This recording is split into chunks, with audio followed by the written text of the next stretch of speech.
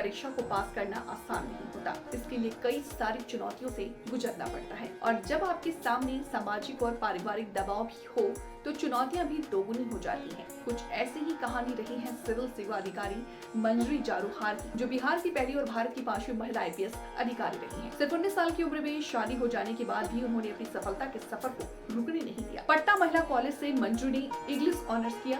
बाद में दिल्ली यूनिवर्सिटी से पोस्ट ग्रेजुएशन की पढ़ाई पूरी की। उन्होंने फिर UPSC परीक्षा की तैयारी शुरू की। साल 1974 में उन्होंने पहली बार परीक्षा दी। वे प्रीलिम्स और मेंस पास कर गई, लेकिन इंटरव्यू में असफल रही। उन्होंने मेहनत उम्मीद छोड़ने के बजाय मेहनत की और 1975 में फिर से कोशिश की। इस बार वो सफलता पाने के कामयाब रही। मंजरी जारूहार सिर्फ 19 साल की उम्र में मंजरी की शादी एक IAS अधिकारी से हो गई। एक समय ऐसा था जब उन्हें लगा कि वो महज हाउसवाइफ बनकर रह जाएंगी, लेकिन उन्होंने हार नहीं माना।